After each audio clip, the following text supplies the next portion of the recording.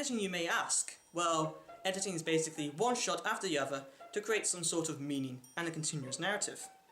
To talk about the history of editing, we need to go back to where filmmaking all began.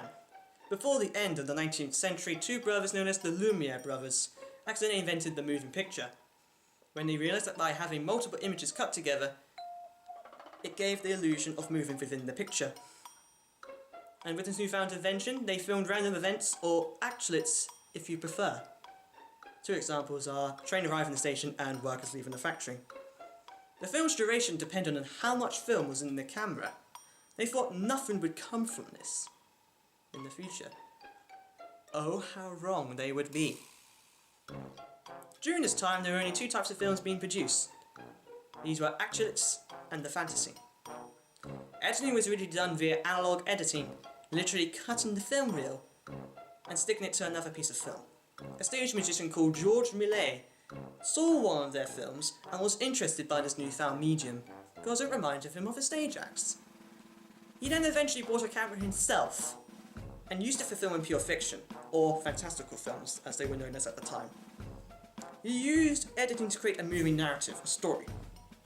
He also used the first form of transition, the dissolve, and was used to show the passing time. This was first used in his film, A Trip to the Moon. He also adapted the use of trick photography by complete accident. When his camera jammed in the middle of filming a street scene, he saw when the film was being processed that a bus magically turned into a hearse. This is now known as the stop and start technique, and this then allows him to add special effects like a puff of smoke when someone's about to disappear.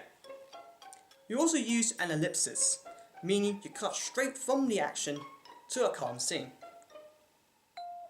Or don't show, don't tell. This is used to help move the story forward. Millet's films had no camera movement whatsoever, just like the Lumiere brothers' films as well. This was used so that the audience have a perfect viewing of what was going on, like if you had the perfect seat in a theatre.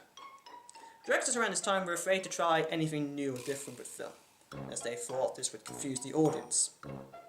Meanwhile, Edwin Porter's film, The Great Train Robbery, the 1903 version, was the first film to use cross-editing. Shots that happen at the same time. Again, all of these were single action shots. The film was also the first to use multiple storylines. Films up until that time were, this happened, then this, then that, but this film was like, no. How about we have, meanwhile, this happened? Or linear course of effects storytelling. And the final scene was also the first example of a medium close-up. The film was one of the first box office successes and launched the Western genre as a whole. But over time, like most things, the novelty was beginning to wear off. The industry needed someone who would push the boundaries further, and that someone was D.W. Griffith. His films were revolutionary in editing.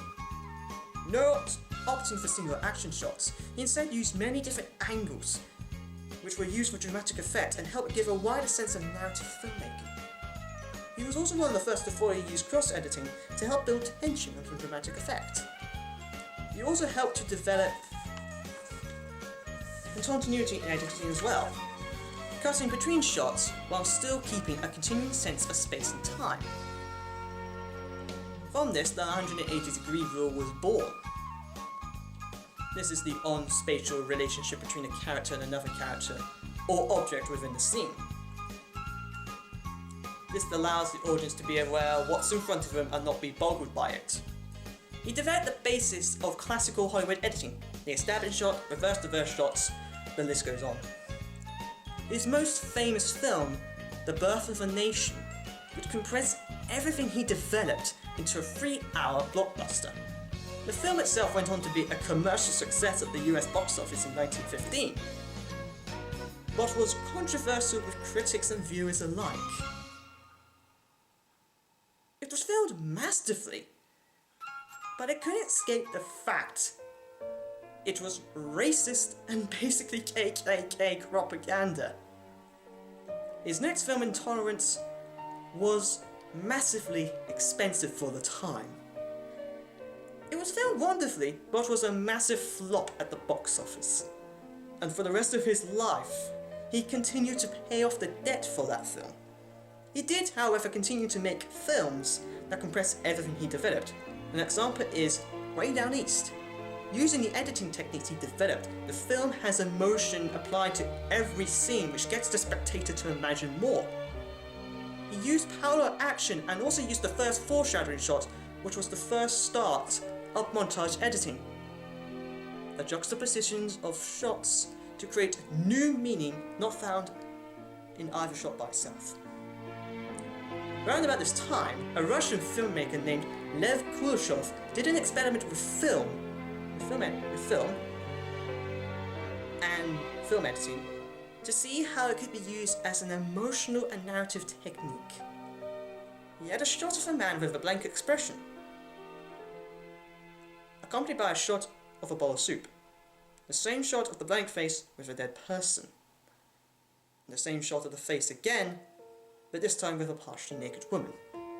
The film was shown to an audience who believed that the expression on the actor's face was different each time that he appeared, depending on whether he was looking at,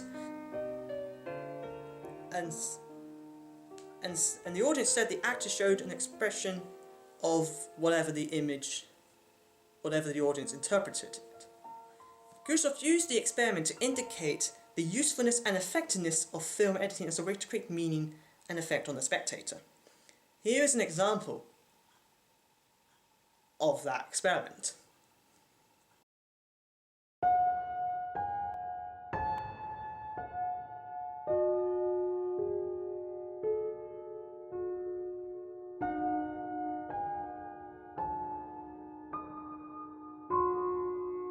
"23 years after the release of A Trip to the Moon, a Russian filmmaker called Sergei Eisenstein developed montage through theory, or Soviet montage, again juxtapositioning different shots to create new meaning that was not already there.